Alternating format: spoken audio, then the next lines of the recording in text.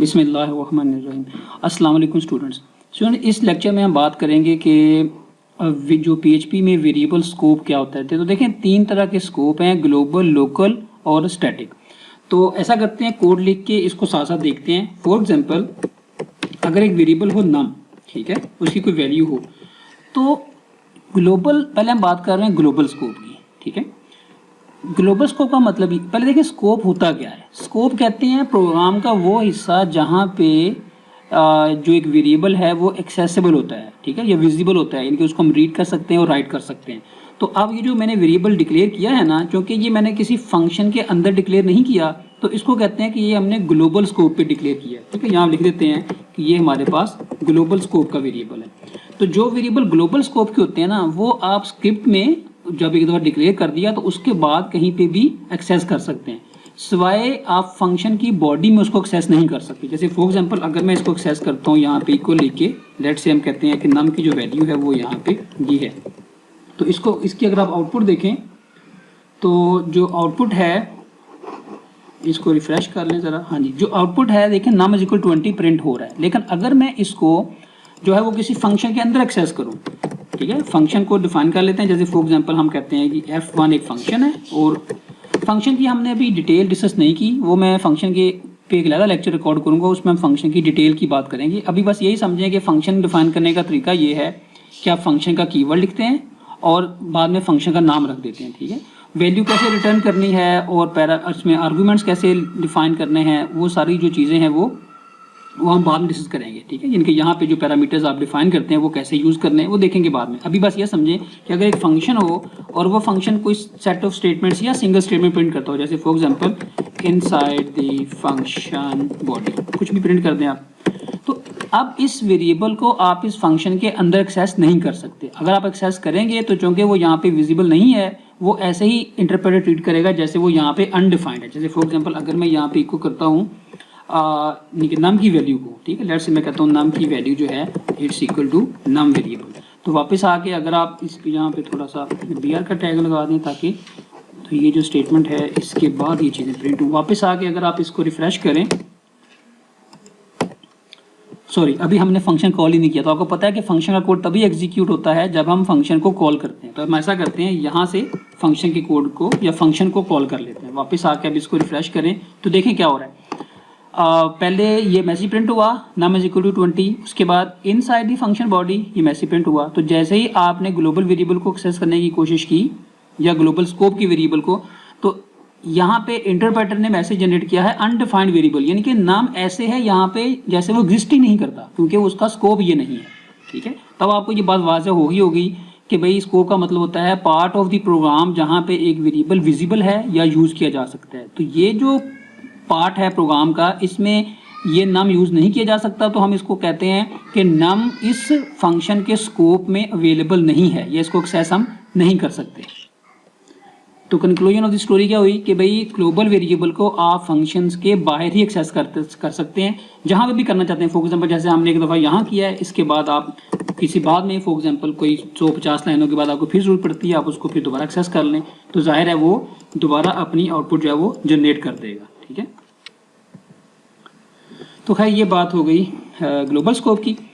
Second बात करते हैं लोकल स्कोप क्या चीज़ है। लेकिन लोकल स्कोप कहते हैं कि अगर एक वेरिएबल आपने जो है वो डिक्लेयर किया है फंक्शन के अंदर, जैसे फॉर एग्जांपल मैं यहाँ पे एक वेरिएबल लेता हूँ x is equal to let's say 10, तो चूँकि ये फंक्शन मैंने डिक्लेयर किया, सॉरी ये वेरिएबल मैंने डिक्लेयर किया है फंक्शन की बॉडी में, तो अब मैं इस वेरिएबल को इस फंक्शन के अंदर ही एक्सेस कर सकता हूँ। जैसे फॉर एग्जांपल इस लाइन को कमेंट कर रिमूव कर देते हैं और इसके बाद नेक्स्ट लाइन, तो अगर आप इसको इसी फंक्शन के अंदर प्रिंट करें, जैसे फॉर एग्जांपल हम यहाँ पे प्रिंट करते हैं इको और x is equal to $x, और यहाँ पे हम इसकी आउटपुट देखते हैं। ओके, तो देखें यहाँ पे जो x का वेरिएबल है ये फंक्शन की बॉडी में यहाँ पे एक्सेसिबल है, ठीक है, x is equal to 10 print हो रहा है। इसका जो स्कोप है, यानी कि ऐसा वेरिएबल जो फंक्शन की बॉडी में आप डिफाइन करते हैं उसका स्कोप भी लोकल होता है। दैट मीन्स कि हम उसको उस फंक्शन में ही यूज़ कर सकते हैं, ठीक है। अगर मैं इस वेरिएबल को इस फंक्शन से बाहर आके यूज़ करूँ, जैसे फॉर एग्जांपल हम इस लाइन को जो है वो कमेंट कर देते हैं और यहाँ पे हम इको करते हैं कि जो x है इसकी वैल्यू क्या है $x, ठीक है। यहाँ पे हम पी का टैग लगा देते हैं। तो देखें अगर मैं इसको प्रिंट करता हूँ, अब देखें अगेन वही मैसेज आ रहा है कि undefined variable x at line number 22, that means कि लाइन नंबर 2 पे जो x का वेरिएबल है वो यहाँ पे अवेलेबल नहीं है। उसकी रीज़न क्या है कि वो एक लोकल वेरिएबल था तो वो इस स्कोप में अवेलेबल नहीं है, यानी कि हम उसको यूज़ नहीं कर सकते। जैसे हमने बात की थी ना कि स्कोप ये है कि part of the program way the variable is accessible, कि जहाँ पे हम एक्सेस कर सकते हैं। तो ये वो पार्ट नहीं है प्रोग्राम का जहाँ पे एक्सेस जो वेरिएबल x है उसको हम एक्सेस कर सकें। तो लिहाजा लोकल वेरिएबल का जो स्कोप है वो उस फंक्शन की बॉडी में ही होता है जहाँ पे उस फंक्शन को डिक्लेयर किया जाए। तो स्टैटिक स्कोप की तरफ मूव करने से पहले हम ये देखते हैं कि भाई अगर एक वेरिएबल ग्लोबल स्कोप में हो जैसे कि नम है और हमें उसको फंक्शन के अंदर एक्सेस करना हो तो क्या उसका कोई तरीका है। तो भाई इसका आंसर है कि हाँ जी, हम ग्लोबल वेरिएबल को फंक्शन के अंदर एक्सेस कर सकते हैं, लेकिन हमें कोई स्पेशल सिंटैक्स उसके लिए यूज़ करना पड़ता है, ठीक है। बाय डिफॉल्ट वो एक्सेस नहीं होता, ये हम पहले देख चुके हैं। जैसे फॉर एग्जांपल अगर मैं नम के वेरिएबल को यहाँ एक्सेस करना चाहता हूँ तो फॉर द टाइम बिंग जो लोकल वेरिएबल है इसको हम रिमूव कर देते हैं, ठीक है। अभी हमें इसकी ज़रूरत नहीं है, ये हमने डिस्कस कर लिया है, ठीक है। अब हम देखते हैं कि अगर मैं इसको यूज़ करना चाहता हूँ तो देखिए उस ग्लोबल वेरिएबल को लोकल यानी कि फंक्शन की बॉडी में एक्सेस करने के जो है वो दो तरीके हैं। पहला तरीका है उसे हम कहते हैं कि ग्लोबल कीवर्ड को यूज़ करके, और जो दूसरा तरीका है वो है एक फंक्शन, इसमें एक अरे होती है उसका नाम है ग्लोबल्स, ठीक है। वो मैं बताता हूँ अभी कि ये क्या चीज़ है। ग्लोबल्स की अरे से भी हम इसको एक्सेस कर सकते हैं, ठीक है। तो दोनों तरीकों से मैं आपको बता देता हूँ इसको कैसे एक्सेस करते हैं। जैसे फॉर एग्जांपल पहले देखते हैं ग्लोबल कीवर्ड को कैसे यूज़ करते हैं। Let's say num a variable है जो बाहर है यानी कि ग्लोबल स्कोप में, हम इसको फंक्शन की बॉडी में रीड करना चाहते हैं। तो हम करेंगे क्या, यहाँ आगे यूज़ करेंगे ग्लोबल का कीवर्ड और उसके बाद अपने वेरिएबल का नाम यूज़ कर लेंगे जिसको हम एक्सेस करना चाहते हैं। तो ये करने से जो नम का वेरिएबल जो कि ग्लोबल स्कोप में था उसको अब हम लोकल स्कोप में एक्सेस कर सकते हैं। जैसे फॉर एग्जांपल यहाँ पे अगर मैं इको करता हूँ कि num is equal to $num, तो ये अपनी वैल्यू जो है वो प्रॉपर प्रिंट करेगा। इसकी आउटपुट में आके इसको रिफ्रेश करते हैं तो देखें num यानी कि ये मैसेज प्रिंट हुआ फंक्शन के बाहर से, उसके बाद फंक्शन के अंदर आए तो फंक्शन के अंदर जो num है वो देखें अब एक्सेसिबल है, ठीक है। तो ये एक तरीका। देखिए ये अगर एक वेरिएबल है आपका तो आप उसको ग्लोबल के बाद लिख दें। अगर आपके वेरिएबल एक से ज़्यादा हैं, जैसे फॉर एग्जांपल एक नम है, इसी तरह कोई वेरिएबल लेट से हम यहाँ पे कहते हैं एक वेरिएबल x है, उसकी वैल्यू 10 है और इसको भी हम यहाँ पे एक्सेस करना चाहते हैं, तो यहाँ पे आप एक कॉमा लगाएं और जितने भी आपके वेरिएबल्स हैं तो कॉमा से उनको सेपरेट करके उन तमाम के आप नाम लिख दें, ठीक है। तो फिर आप x का वेरिएबल भी यहाँ पे एक्सेस कर सकेंगे। तो यानी कि आप comma separated list of variable जो है वो डिफाइन कर सकते हैं इनको एक्सेस करने के लिए। एनीवे ये बात हो गई कि ग्लोबल के कीवर्ड को यूज़ करके हम कैसे एक्सेस करते हैं। अब हम बात करते हैं कि ये जो ग्लोबल्स की अरे है ये क्या चीज़ है और इसको यूज़ करके हम कैसे अपने ग्लोबल वेरिएबल्स को फंक्शन की बॉडी में एक्सेस कर सकते हैं। तो अभी हम बात करते हैं फिर कि ग्लोबल्स की अरे को यूज़ करके हम इसको कैसे एक्सेस करते हैं। देखिए पहले इस अरे को थोड़ा समझ लीजिए क्या चीज़ है। PHP के अंदर कुछ अरेज हैं वो बाय डिफ़ॉल्ट स्क्रिप्ट के अंदर अवेलेबल होती हैं, ठीक है। उनमें से एक अरे है उसका नाम है ग्लोबल्स। इसके अलावा भी कुछ अरेज हैं जैसे सर्वर के नाम से एक अरे है, गेट के नाम से है, पोस्ट के नाम से है, ठीक है। लेकिन उनकी डिटेल आप जब फॉर्म हैंडलिंग पढ़ेंगे फिर देखेंगे कि वो अरे कौन सी हैं, उसमें क्या इन्फॉर्मेशन पड़ी होती है, उसको हम यूज़ कैसे करते हैं। अभी बस ये समझें कि जितने भी वेरिएबल्स हम ग्लोबल स्कोप में डिक्लेयर करते हैं PHP का इंटरप्रेटर क्या करता है, उन तमाम वेरिएबल्स को ग्लोबल्स की अरे के अंदर प्लेस कर देता है। तो हम उन वेरिएबल्स को ग्लोबल्स की अरे में से भी रीड कर सकते हैं, ठीक है। ग्लोबल्स की अरे क्या हुई कि भाई एक ऐसी अरे जिसका जो स्कोप है इसे सुपर ग्लोबल वेरिएबल्स भी कहते हैं, ठीक है। सुपर ग्लोबल इसलिए कहते हैं कि ये जो सुपर ग्लोबल अरेज होती हैं, जैसे ग्लोबल की जो अरे है ये सुपर ग्लोबल अरे है। सुपर ग्लोबल अरेज जो है वो आपके PHP के कोड में हर जगह एक्सेसिबल है, यानी कि आप उनको फंक्शन के अंदर भी एक्सेस कर सकते हैं और फंक्शन के बाहर भी आप उनको एक्सेस कर सकते हैं। तो अभी हम ये करते हैं कि इस अरे को फंक्शन के अंदर एक्सेस करते हैं अपने ग्लोबल वेरिएबल को रीड करने के लिए। तो इस मैकेनिज्म को ख़त्म कर देते हैं, एक ये तरीका हो गया, ठीक है। अब हम यूज़ करते हैं ग्लोबल्स की अरे। तो अरेज के ऊपर एक अलग मैं लेक्चर बनाऊंगा, वहाँ पे हम उसकी डिटेल में बात करेंगे कि अरेज क्या हैं। अभी बस ये समझें कि एक अरे में से हम वेरिएबल को एक्सेस ऐसे करते हैं कि जो वेरिएबल का नेम होता है ना, उस नेम को हम एज अ इंडेक्स यूज़ कर सकते हैं उस रे में। इसका मतलब क्या है कि फॉर एग्जांपल मैं ये काम कर सकता हूँ कि अगर मैंने यहाँ पे कोई डेटा कंकैटिनेट करना है ग्लोबल्स की रे में से, तो मैं यहाँ पे क्या करूँगा, रे का नाम लिखूंगा, जैसे फॉर एग्जांपल ग्लोबल्स, और करली ब्रैकेट में आपको पता है ना यहाँ पे हम इंडेक्स लिखते हैं, फॉर एग्जांपल 1 2 3। लेकिन इस केस में हम जो हमारा जो इंडेक्स है वो क्या होता है, जो हमारे वेरिएबल का नाम है वो यहाँ पे एज अ इंडेक्स काम करता है। जैसे फॉर एग्जांपल अगर मैं यहाँ पे नम लिख देता हूँ तो इससे क्या होगा, अब ये जो यानी कि जो वेरिएबल है ग्लोबल का, चूंकि वो इस अरे में बाय डिफ़ॉल्ट पड़ा होता है, तो मैं उसको इस तरीके से यूज़ कर सकता हूँ। ठीक है, इसकी अगर आप आउटपुट देखें, आउटपुट विंडो पे चलते हैं, रिफ़्रेश करें तो देखें नम इज इक्वल टू 20 यहाँ पे भी प्रिंट हो रहा है। ठीक है, ये पुरानी आउटपुट नहीं है, मैं इसको रिफ़्रेश कर रहा हूँ तो नम इज इक्वल टू 20, यानी कि हमने ग्लोबल वेरिएबल को दूसरे तरीके से एक्सेस किया है, सुपर ग्लोबल जो हमारी रे है ग्लोबल्स के नाम की, उसको यूज़ करके। इसमें एक और बात बताता जाऊँ कि हम जो भी इस रे में एक इंडेक्स नया प्लेस करेंगे ना, वो एक ग्लोबल लेवल का वेरिएबल भी बन जाता है। मिसाल के तौर पे अगर मैं यहाँ पे कहता हूँ ना कि भाई जो मेरी ग्लोबल्स की रे है उसका जो इंडेक्स है फॉर एग्जांपल एक्स, आल्दो कि मुझे पता है उसका एक्स इंडेक्स नहीं है, तो जो इंडेक्स नहीं है वो नया बन जाएगा। मैं इसमें रख देता हूँ कि इस रे में जो पड़ा हुआ है ना हमारा नम का वेरिएबल, उसमें लेट से प्लस कर दें 30।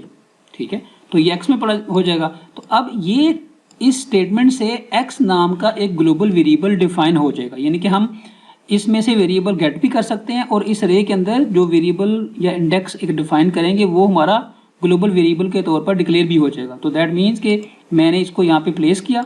अब मैं इस फंक्शन के बाहर आगे अगर इको करूँ लेट से ग्लोबल्स की रे और इसमें से जो x इंडेक्स का वेरिएबल है, ठीक है, यहाँ पे लिख देते हैं कि x is equal to this.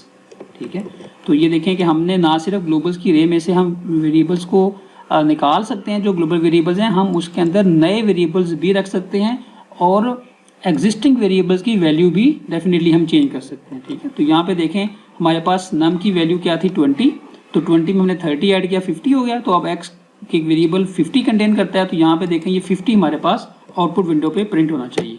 तो ये देखें x इज इक्वल टू 50 यहाँ पे हमारे पास प्रिंट हो रहा है। ठीक है, तो इस तरीके से हम अपनी ग्लोबल्स की रे को यूज़ कर सकते हैं। लास्ट जो स्कोप है वो है स्टैटिक स्कोप।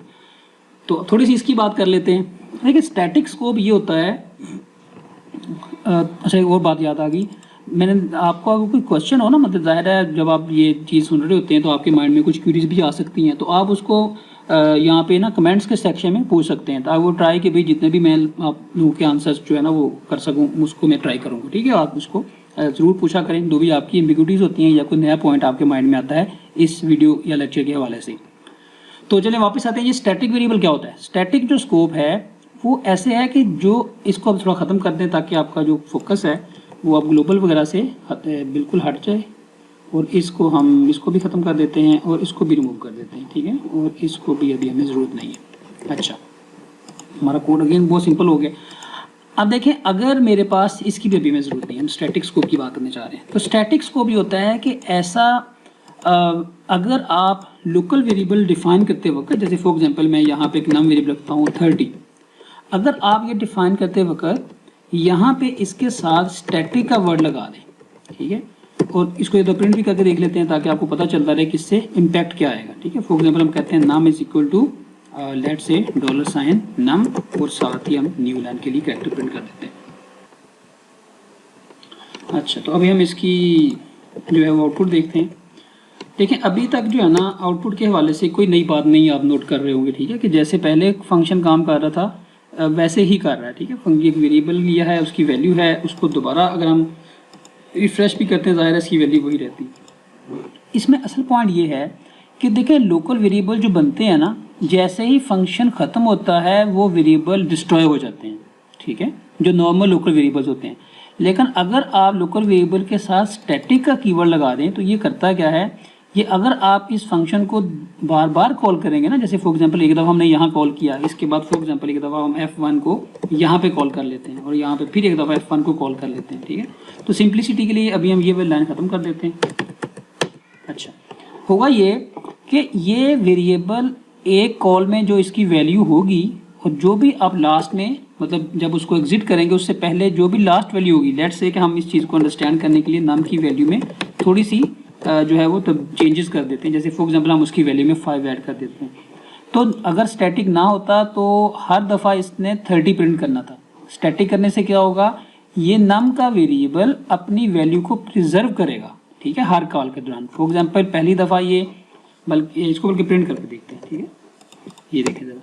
पहली दफ़ा उसने 30 प्रिंट किया और उसकी वैल्यू 35 हमने कर दी, ठीक है। इसके बाद जब F1 की कॉल दोबारा गई तो ये जो डिक्लेरेशन वाली लाइन है ये दोबारा एग्जीक्यूट नहीं होती, ठीक है। जो एक दफ़ा डिक्लेरेशन हो गई वो हो गई, और जो लास्ट वैल्यू है वो फंक्शन प्रिजर्व करता है, तो इसलिए उसकी वैल्यू 35 प्रिंट हुई और साथ ही वैल्यू 40 हो गई। जब आपने थर्ड टाइम कॉल किया तो फिर 40 प्रिंट हो गया, ठीक है। तो ये बात है कि स्टैटिक का मेथड किस तरह से काम करता है।